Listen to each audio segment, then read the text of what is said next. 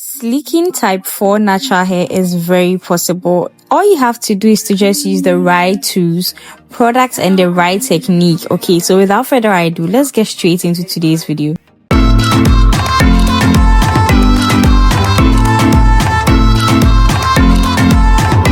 For today's hairstyle, I'm doing a sleek back on my type 4B natural hair. Yes, you guys, I do have type 4B natural hair. So my hair is a bit softer as compared to type 4C hair.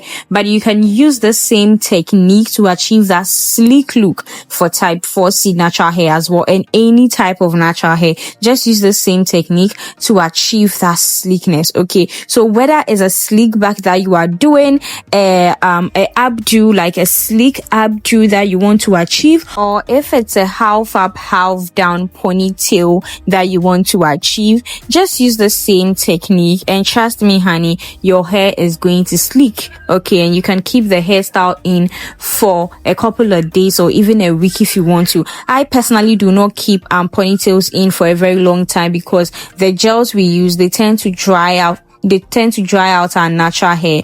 Okay, so yeah, I don't keep my ponytails in for a very long time, although they still look like sleek and all. I just do not keep them in for a very long time. So for today's hairstyle, you guys can already see I've parted my hair into two sections and already done braiding the cornrows at the back. So yeah, that means I'm doing a half up half down ponytail hairstyle on my type 4B natural hair. After doing the cornrows in the back, I just went ahead to crochet the rest of the hair into the cornrow. Okay, and this is the part of the hair that will be sleeking down. But before that, we have to attach our hair extension to the back of our hair. So I'm using Clipin extensions for this side or for this part. You can either do a sew-in or even use a half wig for this part. It's going to work perfectly fine. Okay, and you guys know half wigs are faster to work with and clip-ins as well. So yeah, you can use that to achieve the same hairstyle. So I decided to go with clip-ins this time around and it worked perfectly fine. So this last part is just me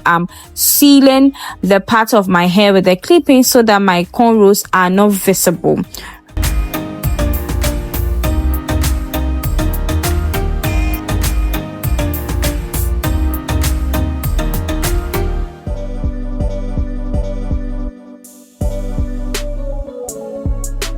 Now, to sleek your type 4 natural hair, what you want to do is to work in small sections. If you feel this section I've even taken is too big for you, take a small section. Okay, take a smaller section and just do it section by section, bit by bit. That's the best way to sleek your natural hair.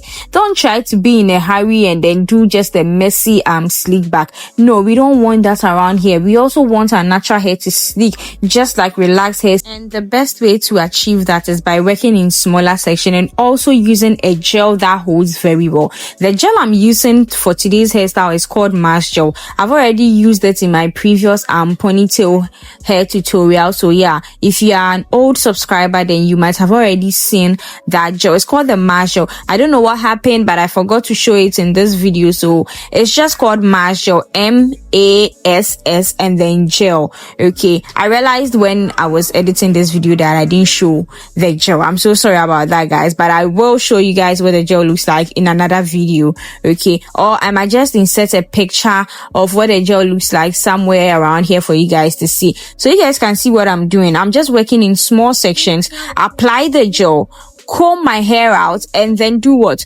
Use a hard bristle brush to sleek it down.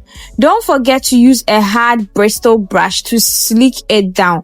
Make sure the brush is hard though. The bristles of the brush is hard. Do not go and use any soft bristle brush. It's not going to work. Use a hard bristle brush because it is natural hair that you are working with. Okay, look at how sleek it already looks. I've not even used the brush yet, but look at how sleek it already is. Now to the brush.